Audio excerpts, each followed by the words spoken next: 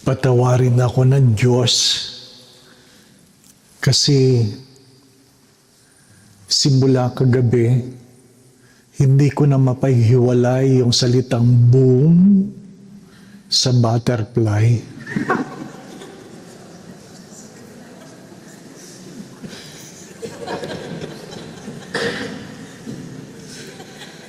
Kasalanan mo yun, patawarin ako.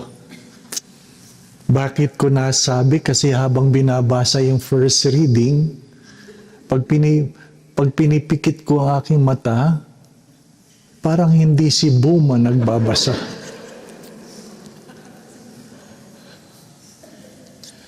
I know how he was so overwhelmed seeing the place, and perhaps that was the reason he was able to read the first reading in that way. The feast of Matthias reminds us that no one is indispensable before God. No one in the church, in the society, in your work. Remember that no one is indispensable. You can easily be replaced. So, you cannot boast of what you have. That is the very reason why we have to express our gratitude before God. Today, we celebrate the solemnity of Ascension. And for the past several days, we have been hearing the readings of Jesus promising us of the advocate. But before the coming of the Holy Spirit, He has to leave. He has to ascend.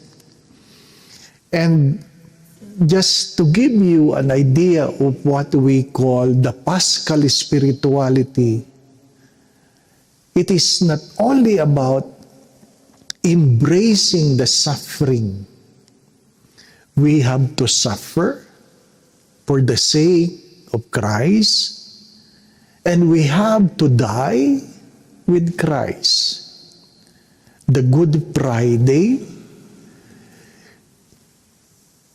is a death with Christ.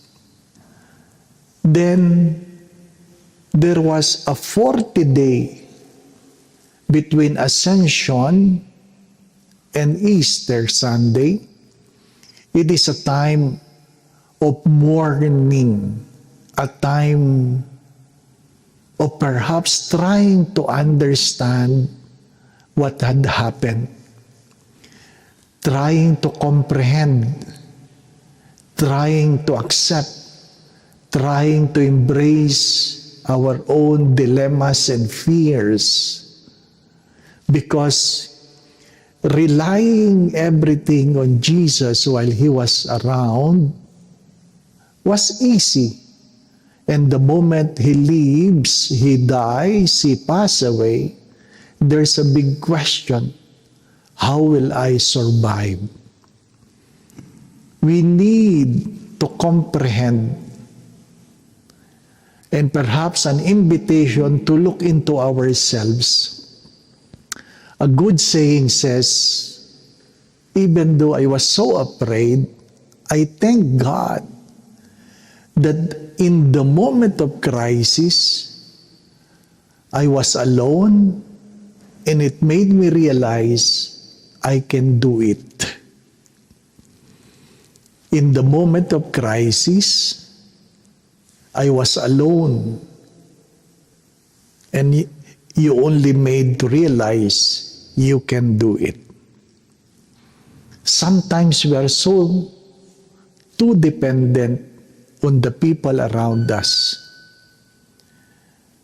But sometimes to let go is an act of love to make us realize you are strong enough to survive. Then, letting go is part of the spirituality.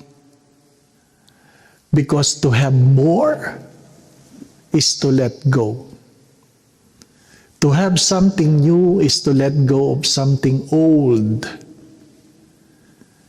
If you want to be somewhere else, you have to let go of your old place. Today we are invited. What are the things we need to let go?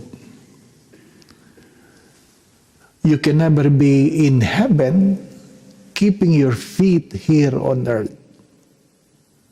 What are the things you need to let go?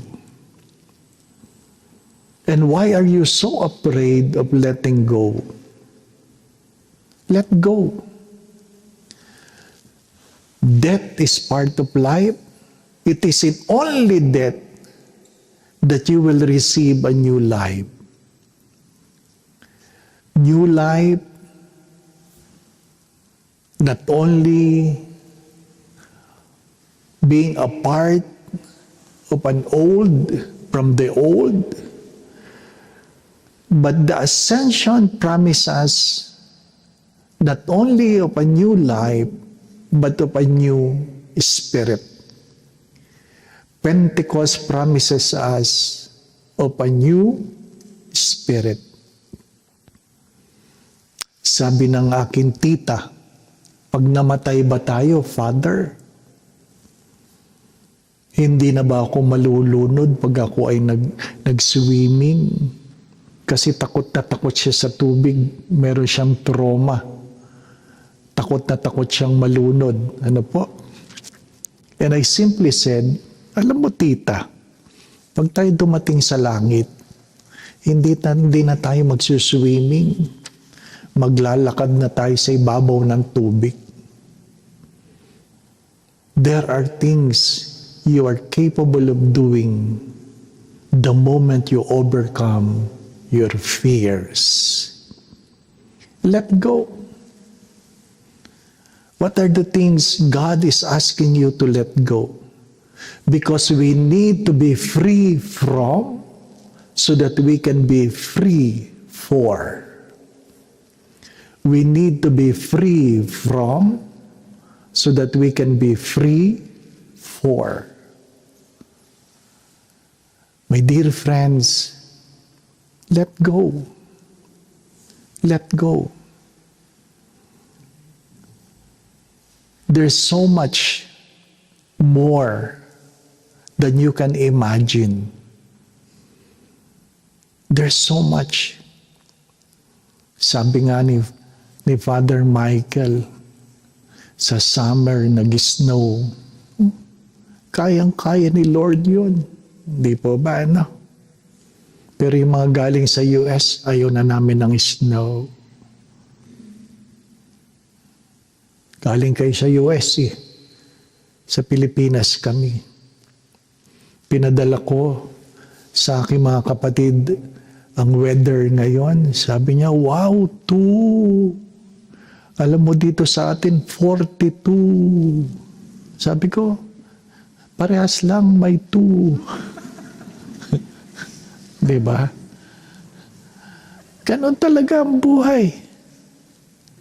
You can never be in the same place if you want to be somewhere else. Perhaps our stay here would invite you and give you the courage to let go, that you may ascend. As the saying goes, angels can fly, not because they have wings, but because they have let go that make them so light. Hindi nila kailangan ng pakpak para lumipad. Sobra lang silang gaan kasi wala na silang bitbit. Kaya, pag nagsha-shopping ka, pag nilayan mo yun, baka nakakabigat yun, ano po, at hindi kayo makaangat, ano po, hindi kayo makaangat. Seriously, what are the things that holds you down? What are the things that holds you down? And sometimes, they are not only material things. Some of them are what?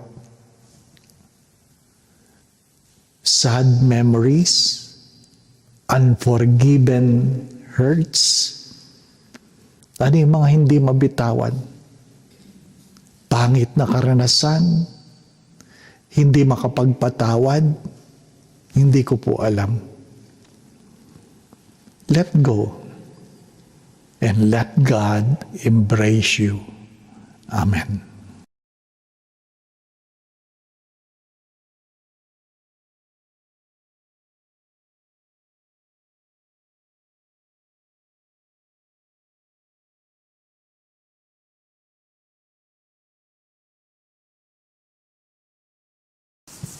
Nasaan si Mama Monchang? Nasa dulo.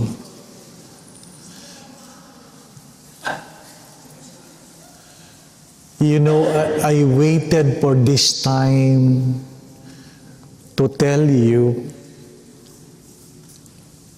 na hindi concern yung pagiging mayaman. Sapagkat ang pamilya ni Saint Therese ay mayaman.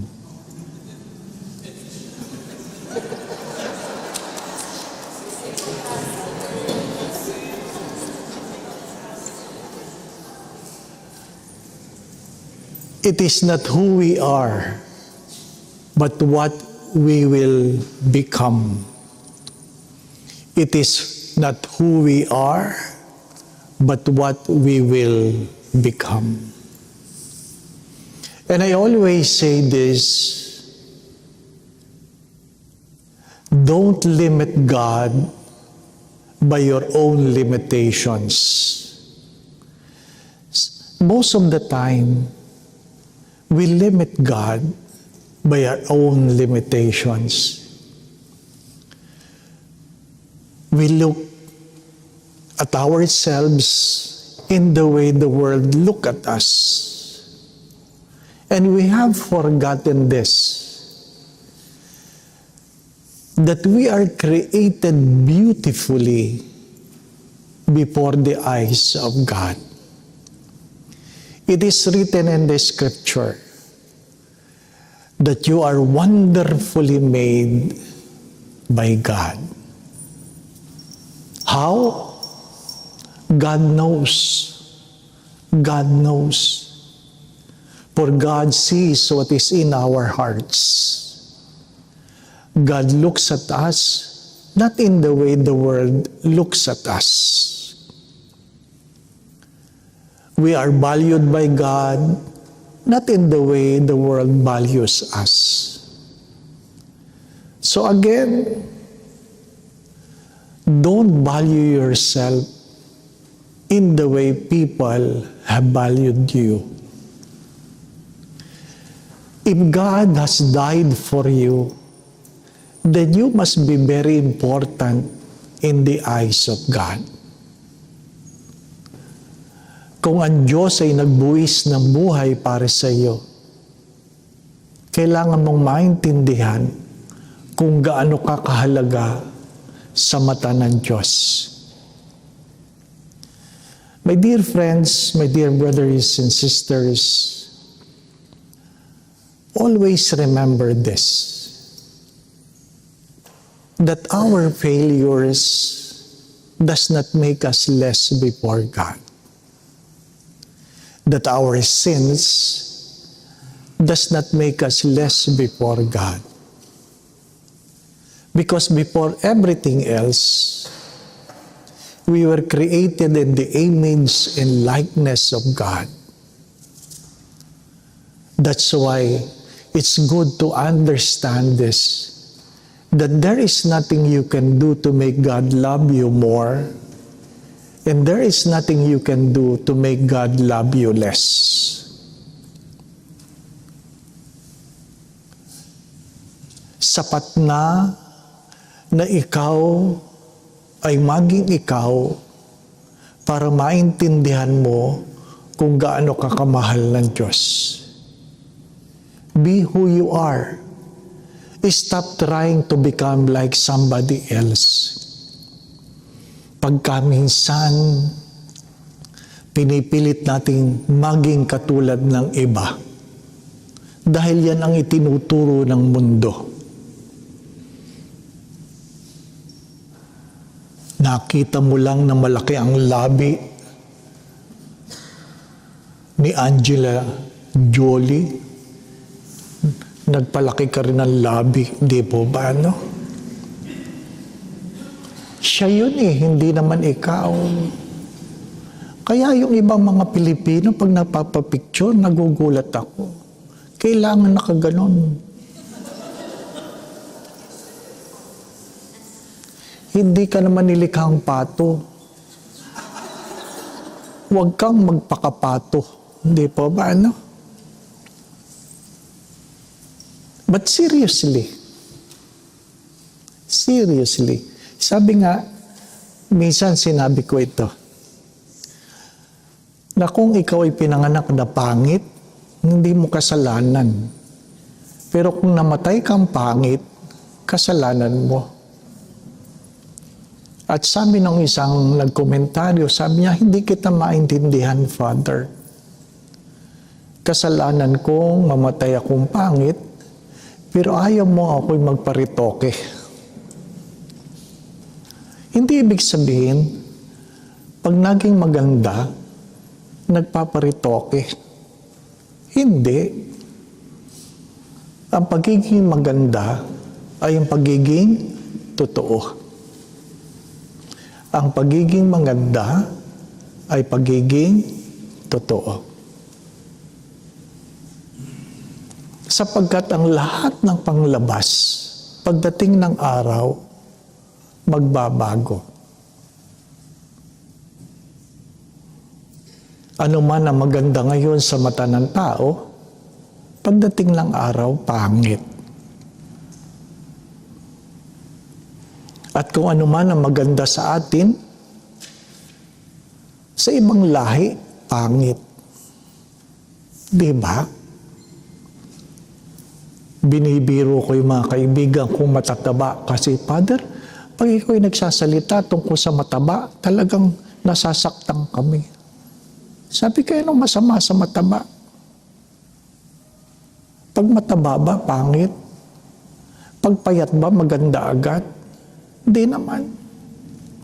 Pag nagpunta ka sa Germany, hanggang ngayon, pag payat ka, pangit ka. Pag payat ka, ibig sabihin, hindi ka minahal ng iyong asawa. Kaya mga misis sa Germany, matataba. Wala kang makitang payat doon. Di ba ba, no? Kaya kung ikaw ay mataba, baka nagkamali ka lang kung saan ka pinanganak. Baka taga-Germany ka. Di ba ba, no?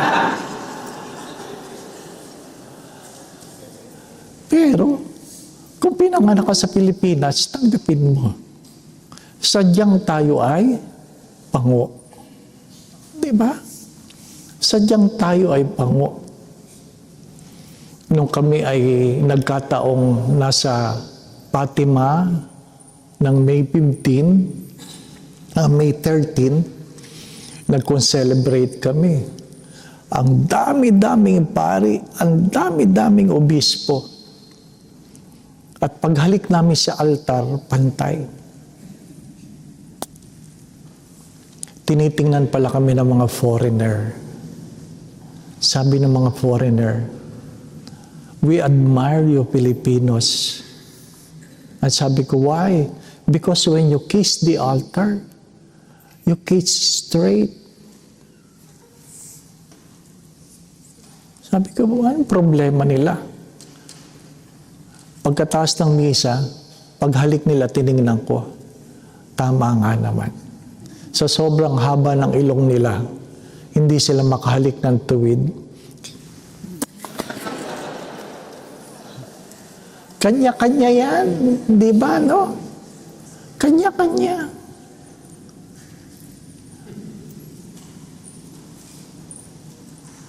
Just allow God to speak to you when Saint Therese said, be among the little ones. Be among the little ones.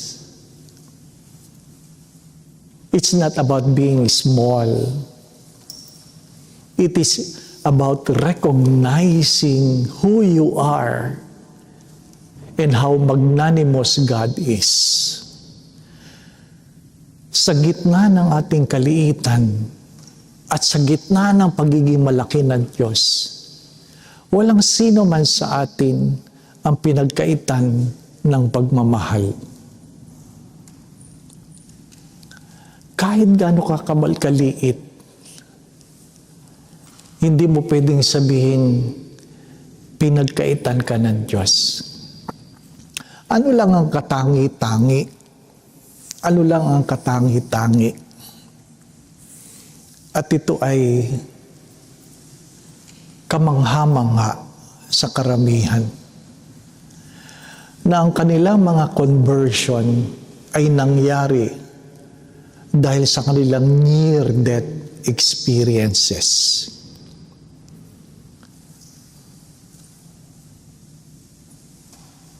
Kailangan may sakit, nagkasakit, muntik mamatay, di ba ano?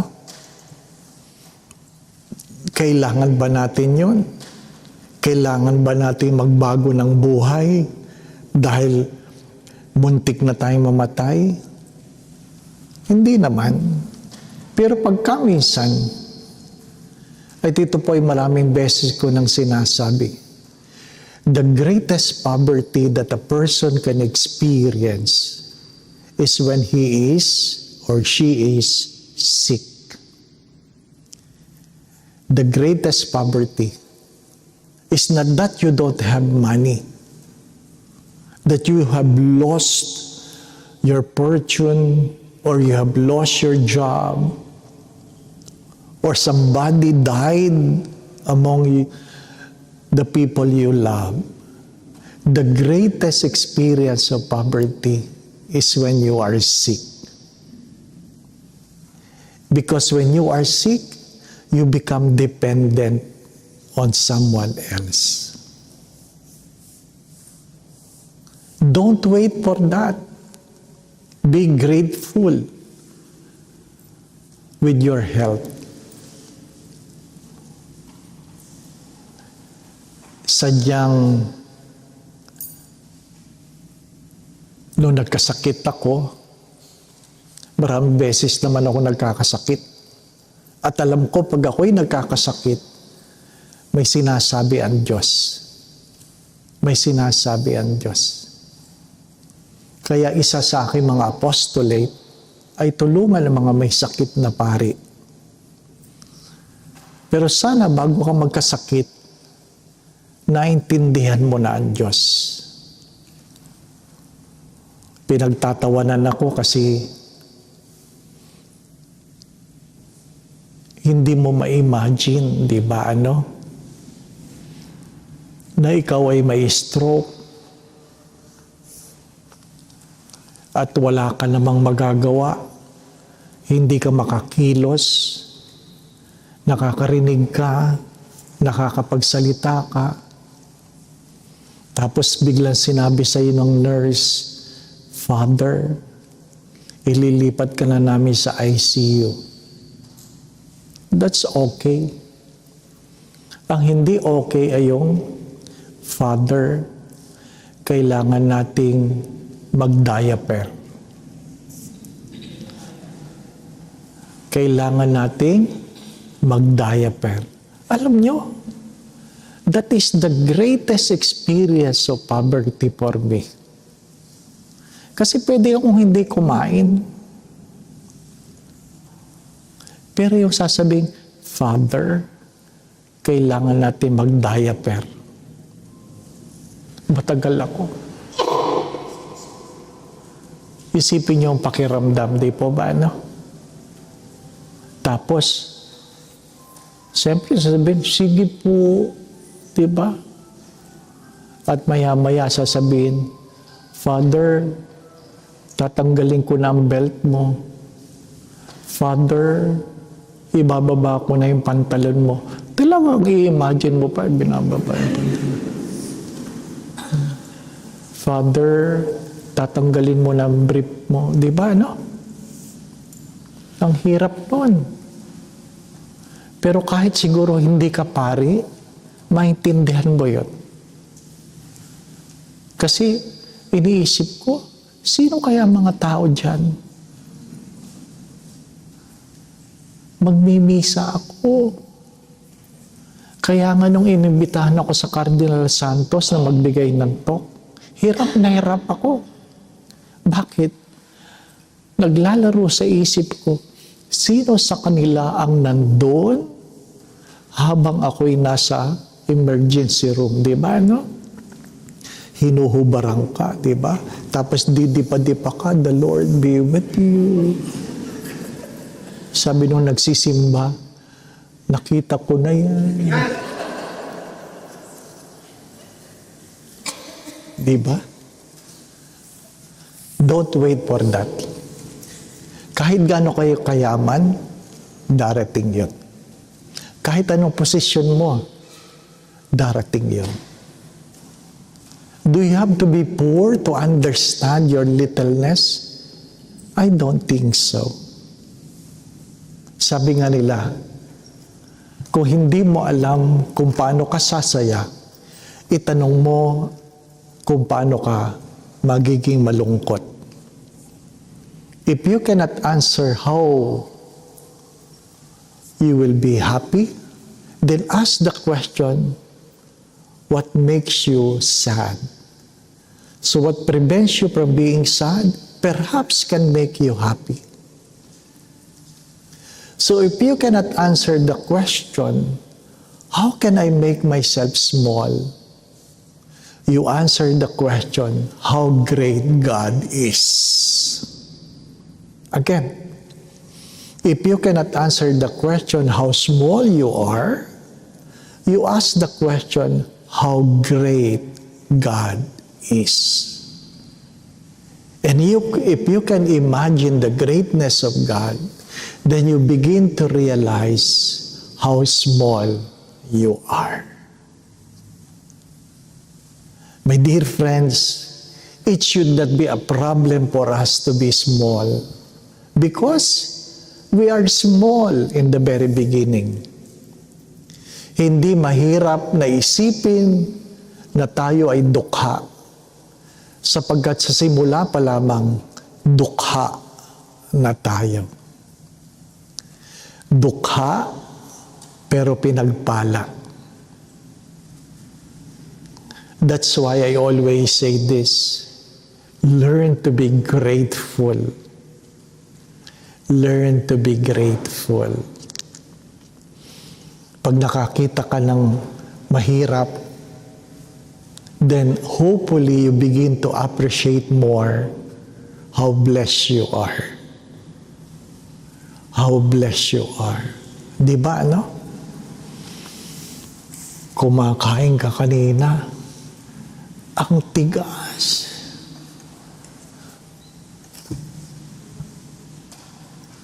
Ang tigas ng bacon, no? Pero nagrereklamo ka, naubusan ka ng bacon kaninang umaga. Ganyan talaga ang Diyos. Di po ba, no? It should not be a problem for us how to become small if we can imagine how great God is.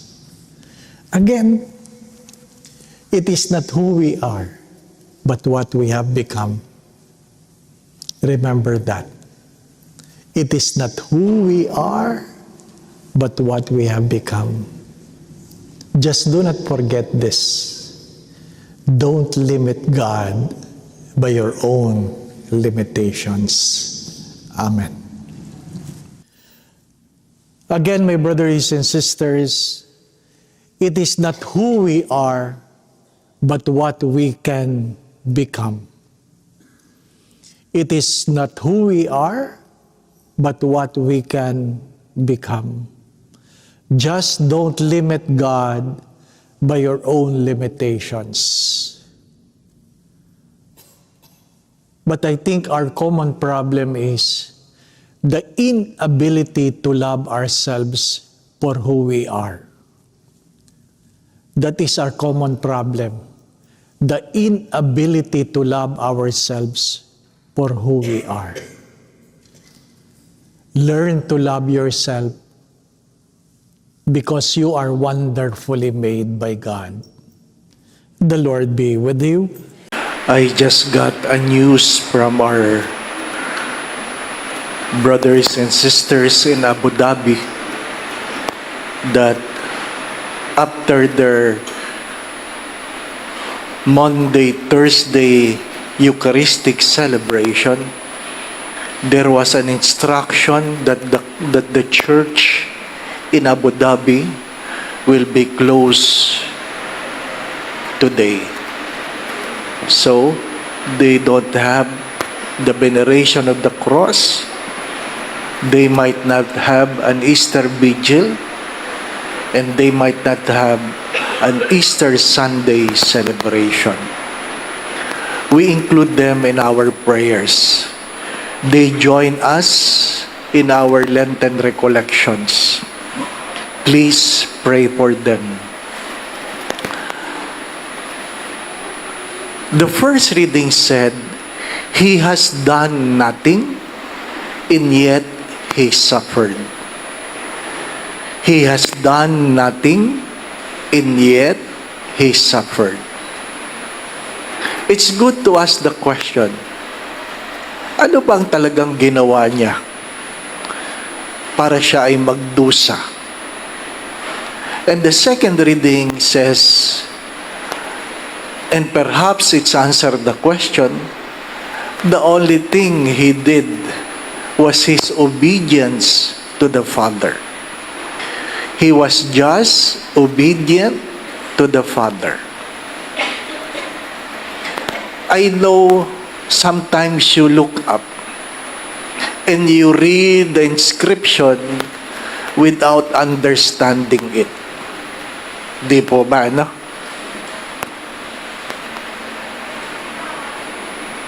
Maganda, ano po?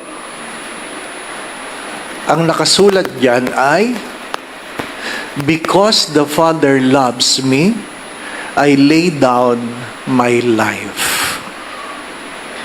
Because the Father loves me, I lay down my life. In Latin. But it's still true. I lay down my life because the Father loves me. Which comes first? The Father loves me and I lay down my life, or I lay down my life because the Father loves me?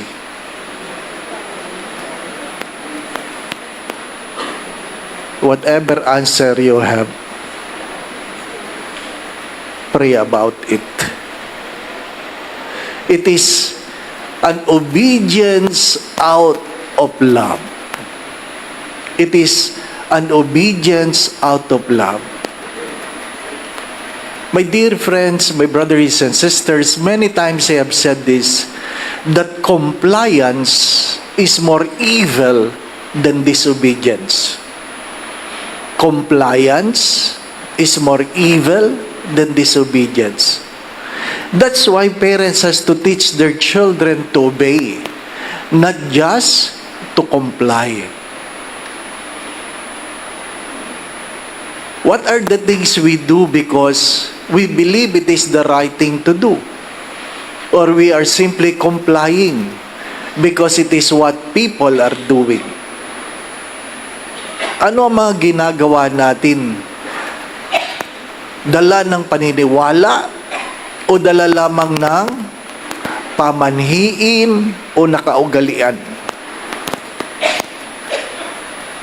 May isang kwento na kung saan sa isang kumbento, yung kanilang pari ay may alagang pusa. At tuwing gabi ng kanilang meditation, ng kanilang adoration before the Blessed Sacrament, yung pusa, lakad ng lakad hanggang do sa harap. Nadidistract sila sa kanilang adoration dahil sa pusa. Kaya sabi ni Father, tuwing mag-adoration tayo, itali ang pusa. Itali ang pusa. Para hindi nakaka-distract. So, tuwing may adoration, may tagahanap ng pusa, nasa na yung pusa ni Father, at itatali. So, nakasanayan nila. Pag adoration, tinatali yung pusa ni Father. Sa hindi magandang pangyayari, namatay si Father. Naiwan ang pusa. May bagong pari. At tinatali yung pusa para hindi naguguluhan. Sabi nung bagong pari, ba't yung tinatali? Kasi po, nakakadistorbo. Sinabi po yan ni Father, itali. Okay. Lumipas ang panahon, namatay ang pusa. At dahil namatay ang pusa, naghanap sila na ibang pusang itatali. Bakit? Nakasanayan. Naintindihan po ninyo? Marami tayong ginagawa na hindi natin naintindihan. Kung napansin ninyo, walang paghalik sa altar. Di po ba? Walang paghalik sa altar. Na pinapaalala kung gaano kasakit ang paghalik ni Judas kay Jesus. Kung magdudulot rin lang ng pagkakanulo, wag mo na lang akong halikan. Kaya walang paghalik sa altar. Ganong kasakit ang paghalik ni Judas, na kung saan sa Biyernes Santo, walang paghalik sa altar. Saan humahalik si Father? Sa lupa. Sa simula, dumadapa ang pari at hinahalikan ang lupa. Nagpapaalala na mula sa alikabok, ikaw ay magbabalik sa alikabok. Halikan mo ang iyong simulain. Na kung saan ang simulain ng Kwaresma ay ang paglalagay ng krus sa noo at sinasabing, from dust you came, to dust you shall return. Ihalik mo sa lupa. Kanina, bago magsimula, nakita ko sa CCTV, pinupunasan pa. Di ba? Si Bishop Sok, nagagalit siya na pinupunasan yan. At sinasabi niya sa kanya mga pari, ingud-ngud mo ang mukha mo dyan. Para maintindihan mo, bago ka naging pari, lupa ka muna. At dala ng pagmamahal ng Diyos, hiningahan ka ng Diyos, at ikaw ay naging tao. Nakakalimutan natin yon. Dahil sa hinga ng Diyos, tayo naging tao. Nakakalimutan natin na tayo ay lupa lang. Walang saplot ang altar para naintindihan ninyo. Nang ipako ang Diyos, hinubaran siya. Hinubaran. Pagandahan ng table cloth, pagandahan ng balot ng altar table, di po ba, no? Kaya nakakalimutan mo. Minsan, ang Diyos na iyong sinasamba ay hinubaran sa harap ng tao. Kaya nga sinasabi ko ito, minsan na kailangan mo magdasal ng hubad. Minsan magdasal ka ng hubad. Siyempre sa loob ng kwarto. Huwag sa greenbelt. Baka magulat kaming lahat. Ano po? Solo sa kwarto at tingnan mo ang iyong sariling hubad. Walang masama sa pagiging hubad. Ang kasalanan ang nagdulot ng kahihiyan, kaya tayo ay nahihiya bilang hubad. Pag ikaw ay may sakit, nagkasakit ka, labas lahat. Huhubaran ka, papaltan ka ng damit nang hindi mo ka mag-anak. Mga minamahal na mga kapatid, minsan maganda yun. Halikan mo ang lupa, maghubad ka minsan upang maintindihan mo ang iyong pagkatao. Nakakalimutan natin yon. I do not know if you know this, that Caiaphas, the high priest, when he was buried, in his own tomb, it came with 2 nails. 2 nails. He was buried with 2 nails. For one simple reason, perhaps.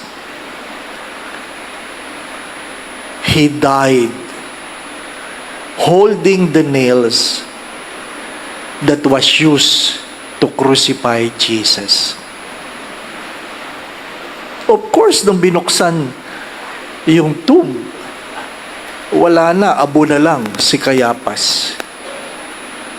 Ang meron ay nail. Kaya pag kayo pumunta sa Roma, makikita nyo yung isang pako. Pako na ginamit sa pagkakapako kay Kristo. Ganun pala kahaba yun. Ganun pala kalaki yun. At hindi siya makinis. Kaya, alam mo, habang pinapako, masakit yun. Pero kahit makinis naman, alam ko masakit pa rin pag napako ka. My dear friends, my brothers and sisters, what I'm trying to say, don't just celebrate this moment for the sake of doing it because everybody is doing it. Learn to understand the many symbolism that comes in our celebration. Perhaps the invitation is what? To look into ourselves. To look into ourselves. To examine our kisses. Suriin ang ating mga paghalik. Yan ba'y paghalik ng katapatan? O sabi nga, a kiss of betrayal. Sabi nga na isang misis, alam mo, Father, ang pinakamahirap sa buhay may asawa, na mayroon kang katabi na ayaw mo siyang katabi. May katabi ka, pero nalulungkot ka dahil alam mong meron siyang ibang kasiping. Minsan lang, di po ba, no? Wala akong asawa. Pero yung aso ko, gusto niya katabi ako. Tumitigil lang sa kulit pag hinahaplos mo na siya. At sinasabihan mong, gabi na. Mabuti pa yung aso, no? Ganun ba ang asawa mo? Gabi na. Tigil mo na yan kasi cellphone. Di pa ba na? Di ko po alam. But it's good to examine our relationships. Examine our own faithfulness. Walang ginawa ang Diyos para siya ay magdusa, maliban siya'y naging masunurin dala ng kanyang pag-ibig sa Ama.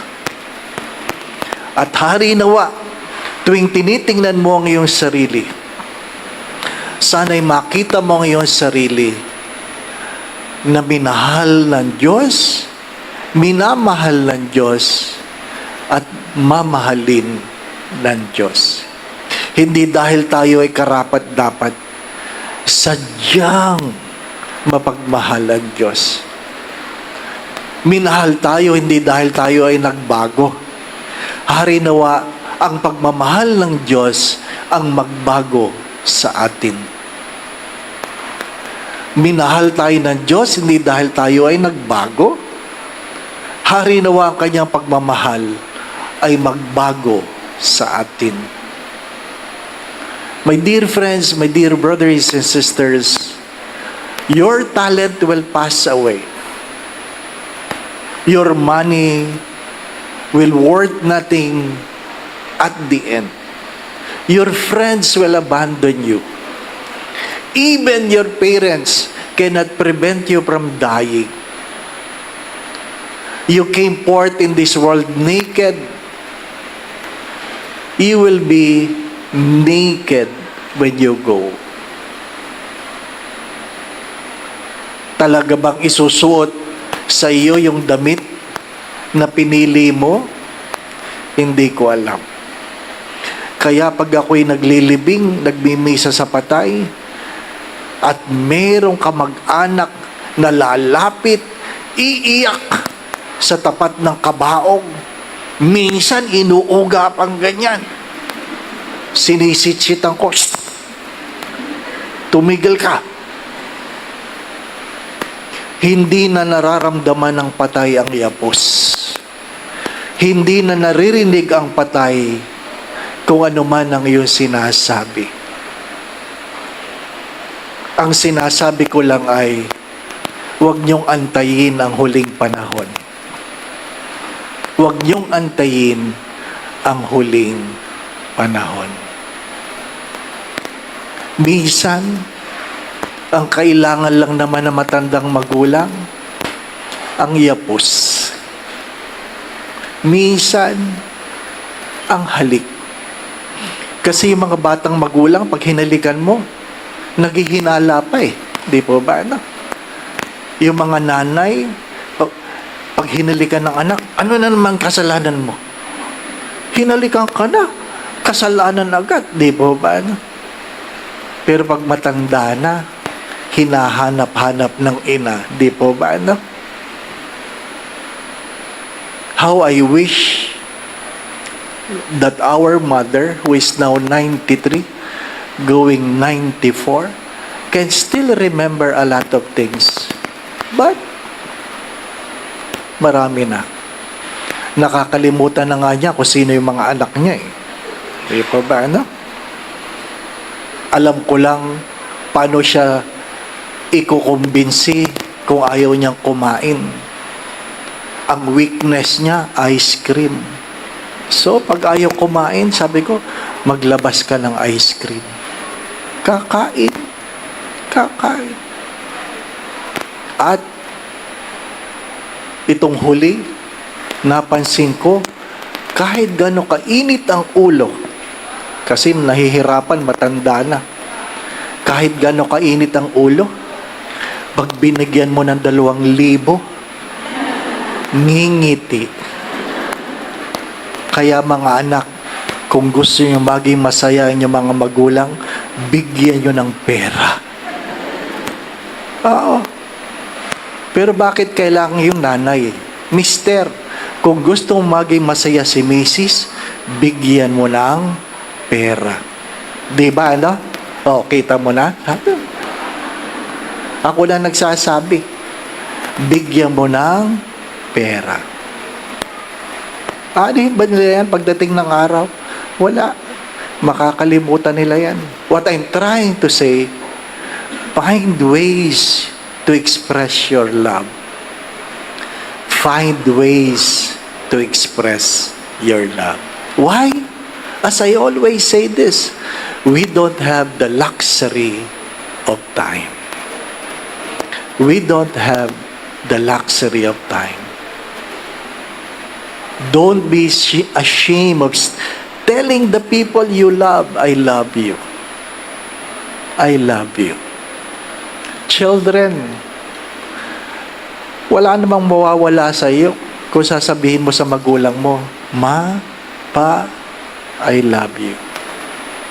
Sometimes those words will repay their many sufferings because of you. I love you. Sometimes I'm sorry. Sometimes, thank you. I love you. I'm sorry. Thank you. My dear friends, my brothers and sisters, what I'm trying to say, go beyond the rituals. Understand the meaning. Seek yourself. Do not forget that we are all dust, dirty, and yet out of love, we were given life by God. And the sad story, that love did not beget love, but we allow our God to suffer because we forget who we are. Huwag mong kakalimutan kung sino ka. Amen.